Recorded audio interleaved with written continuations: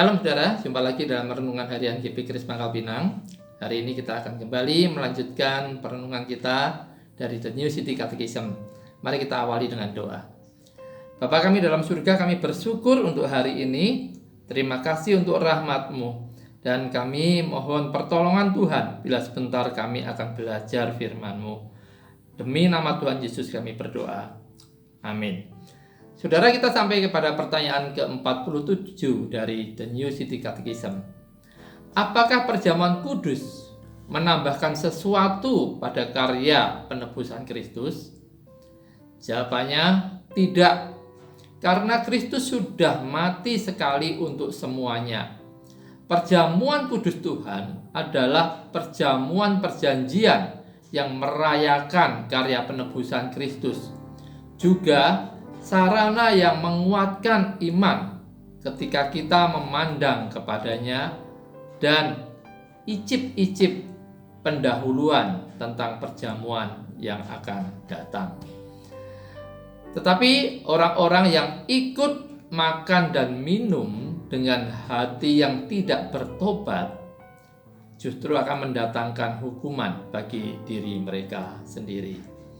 Di dalam 1 Petrus 3 ayat 18a, sebab juga Kristus telah mati sekali untuk segala dosa kita, Ia yang benar untuk orang-orang yang tidak benar, supaya Ia membawa kita kepada Allah. Saudara, perjamuan kudus tidak pernah dimaksudkan untuk memberikan kasih karunia kepada yang belum mendapatkan kasih karunia, atau memberikan pengampunan kepada yang belum menerima pengampunan. Perjamuan kudus tidak mungkin diberikan tanpa ada pertobatan kepada Allah dan iman kepada Tuhan Yesus Kristus. Perjamuan kudus adalah upacara keagamaan bagi yang menyesali dosanya, bukan yang tidak merasa bersalah. Bagi yang percaya, bukan yang tidak percaya. Bagi yang bertobat, bukan yang tidak mau bertobat.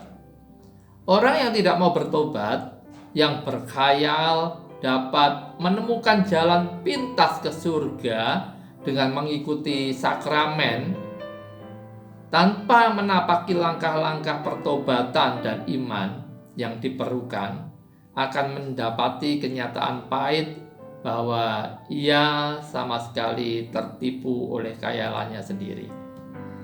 Perjamuan kudus dimaksudkan untuk meningkatkan dan menjalankan kasih karunia yang sudah dimiliki, bukan mengimpartasikan kasih karunia yang tidak dimiliki. Dan perjamuan kudus juga jelas tidak pernah dimaksudkan untuk memperdamaikan kita dengan Allah, atau membenarkan atau mempertobatkan kita. Lalu apa manfaat yang bisa didapat oleh penerima perjamuan kudus yang tulus hatinya? Manfaatnya adalah jiwanya akan dikuatkan dan disegarkan.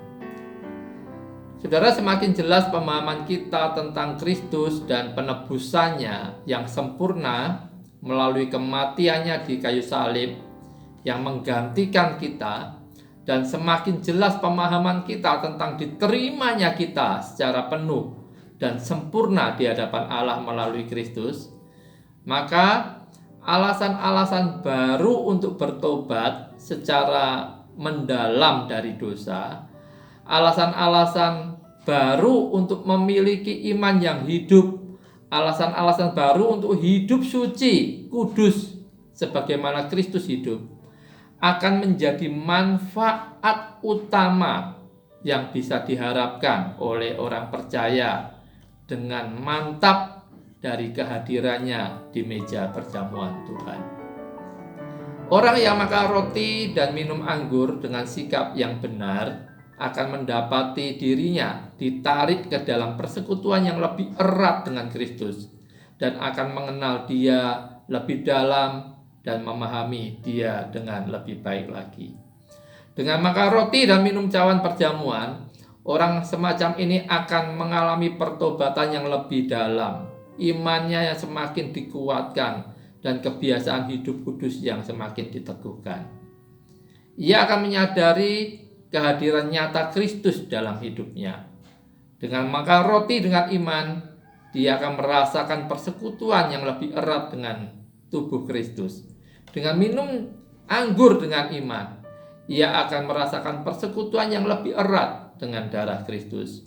Ia akan melihat lebih jelas siapa Kristus baginya dan siapa dirinya bagi Kristus. Ia akan memahami lebih menyeluruh apa artinya menyatu dengan Kristus dan Kristus menyatu dengannya.